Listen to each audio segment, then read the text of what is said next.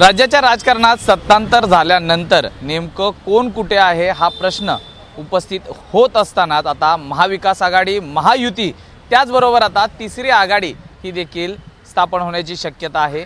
याच विषयावरती माझ्यासोबत बोलण्यासाठी बच्चू कडू साहेब आहेत। सर, काय सांगाल? तिसरी आघाडीची जोरदार चर्चा आहे, तुम्ही आहात, छत्रपती संभाजीराजे आहेत, त्याचबरोबर प्रकाश आंबेडकर यांच्याशी देखील आपलं बोलणं चालू होतं अशी माहिती मिळते।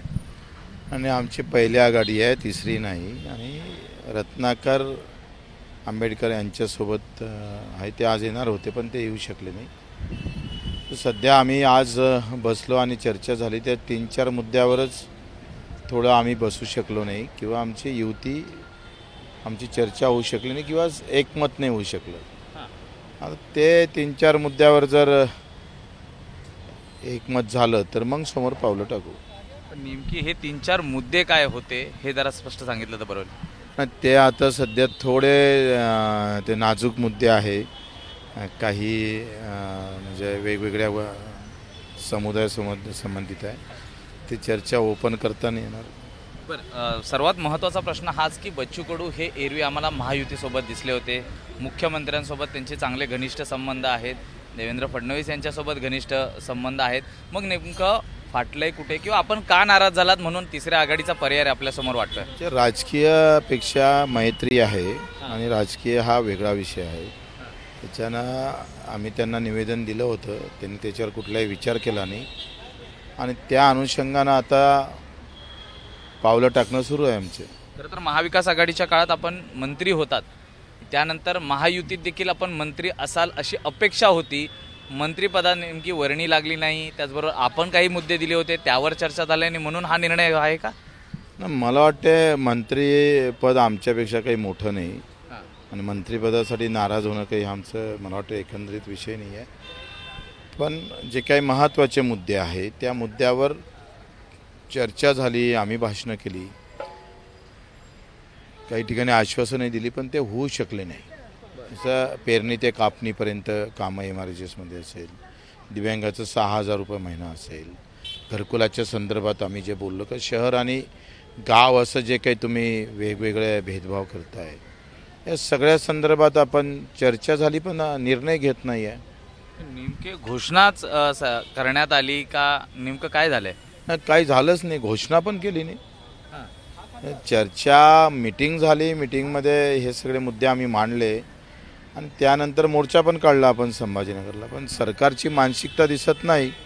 आम्ही असं ठरवलं का आता दबाव गट तयार असला पाहिजे शेतकरी मजुरासाठी, जसं धर्म आणि जातीसाठी दबाव गट असतं तसं शेतकरी शेतमजुराचा दबाव गट म्हणून आम्ही आता हे वेगळं पाऊल उचलण्याच्या तयारीत आहोत। मग जर उद्या मागण्या मान्य झाल्या तर पुन्हा U-टर्न मारणार आणि महायुतीतच जाणार का बच्चू कडू, हा देखील प्रश्न आहे। आता असं U-टर्न कसं आहे, मी गेल्या 20 वर्षापासून स्वातंत्र्य लढतोय, मी कोणाचा पाठिंबा घेतला नाही, द्यायला तयार होते तरी मी घेतला नाही, ते आपली सवय नाही आहे।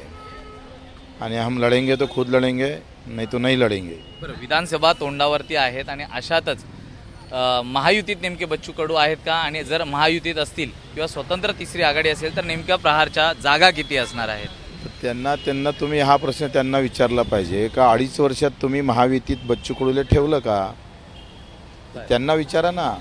बरं, तिसरी आघाडी जरी असली किंवा भविष्यात झाली तर नेमक्या प्रहार संघटनेच्या किंवा आपली मागणी काय असणार जागांसंदर्भातली? नाही, आमची जागेबाबतीत काही चर्चा फार महत्त्वाची नाही आहे, मुद्द्यावर चर्चा झालेली आहे। 20-25 मुद्द्यावर आम्ही चर्चा केली आणि त्यावर आता 4-5 याच्यावर मुद्द्यावर क्लिअर झालं। आता रत्नाकर गायकवाड असेल किंवा इतर राजू शेट्टी आहे, बाकीचे जे लहान लहान छोटे छोटे पक्ष आहे किंवा काही महत्त्वाचे व्यक्ती आहे ज्यांना घेऊन आपल्याला एक चांगल्या प्रकारचा सरकारवर दबाव गट ठेवासाठी, कारण विरोधी पक्ष आज तुम्हाला माहीत आहे का त्याच्यात ताकदच राहिली नाही, त्यांचा आवाज कधी, सगळे विरोधी पक्ष नेते सरकारमध्ये गेले, सगळे नेते म्हणजे एकनाथजी शिंदे विरोधी पक्ष नेते होते, सरकारमध्ये आले, व तिकडे ते सत्तेतले अजितदादा पवार ते सत्तेमध्ये आले।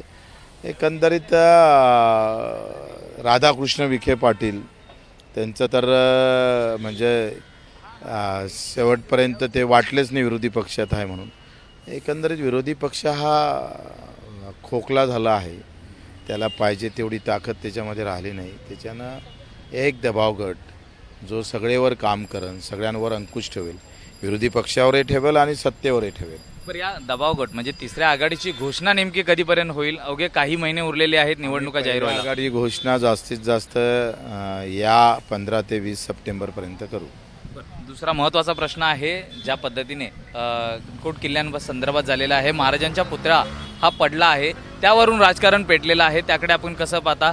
सरकार ह्यामध्ये गांभीर्याने पाहतंय का? आणि विरोधी पक्षनेते आज त्या ठिकाणी म्हणजे विरोधी गट अनेक पक्षातले नेते गेले होते, तर त्यांच्यावर देखील कुठेतरी दबावाचं राजकारण पाहायला मिळालेलं आहे, जो वाद त्या ठिकाणी घडला त्यावरून. तर राजकारण करू नये याच्यावर. जे जे उद्घाटन केले होते त्यांनी उठबशा काढून महाराजांची माफी मागावी.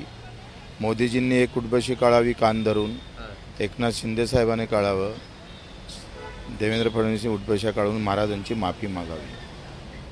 सर, आमच्याशी बातचीत केल्याबद्दल. तर एकूणच शिवरायांच्या दुर्घटनेप्रकरणी जे नेते त्या ठिकाणी गेले होते त्यांनी उठाबशा काढून माफी मागावी.